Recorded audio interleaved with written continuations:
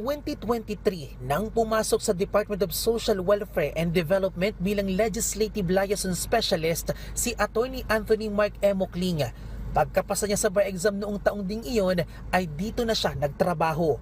Nangangamba siya sa una na baka hindi siya matanggap, pero kabaligtaran aniya lahat ng iyon dahil agad siyang pinagkatiwalaan na nagbigay sa kanya ng lakas ng loob para gampanan ang kanyang tungkulin. Yung pagpasok sa gobyerno, isa rin siyang sakripisyo pero masaya kasi mas nabibigyan tayo ng boses para mabigyan din ng boses yung community natin. Hindi anya naging hadlang ang kanyang kapansanan para tuparin ang kanyang pangarap. Ginagamit niya ang kanyang boses para maging inspirasyon sa iba pang gaya niyang persons with disabilities na magpatuloy at huwag mawalan ng pag-asa. Salamat sa DSWD na yung pag-hire ng persons with disabilities ay hindi lang tokenism. O hindi, talagang tinitingnan yung kakayahan ng isang person with disability na makakontribute sa government workforce.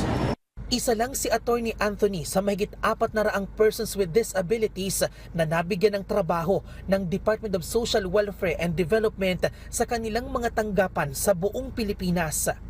Sa tala ng DSWD, mahigit 400 o 1.01% sa mahigit 40,000 lakas paggawa ng ahensya ay pawang mga person with disability. Karamihan sa kanila ay nagtatrabaho sa administrative at clerical works. Balak pa po namin yan na dagdagan. Kasi ang gusto natin, hindi lamang po dito sa central office but sa lahat ng mga field offices natin, meron talaga tayo mga kawani na kabahagi ng sektor ng person with disabilities. Kasabay naman ang selebrasyon ng International Day of Persons with Disabilities, inilabas na ng DSWD ang Administrative Order No. 11 Series of 2025. Saklaw nito ang paglikha ng isang inklusibong komunidad para sa persons with disabilities.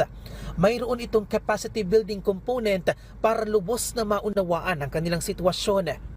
Samantala, sinimula na ng DSWD at National Council on Disability Affairs ang rollout ng Unified Persons with Disabilities ID System sa buong Pilipinas. Layo nito na maisaayos ang registration, verification at database management at mapabilis ang pagpapaabot ng tulong sa naturang sektor. Maaari rin itong magamit sa pag-a-apply ng trabaho. Base sa Senate inquiry, umaabot sa 88.2 billion pesos ang nawawala sa kita ng bansa dahil sa talamak na paglalabas ng mga peking persons with disabilities ID. Itong Unified Person with Disability ID System kasi isang pamamaraan para hindi mapeke at hindi mapagsamantalahan yung pong mga social welfare programs and services na ino-offer po for this sector. Nakikipag-ugnayan na rin ang NCDA sa Department of Information and Communications Technology para maisama sa eGov app ang Unified Persons with Disabilities ID System. Bien Manalo para sa Pambansang TV sa Bagong Pilipinas.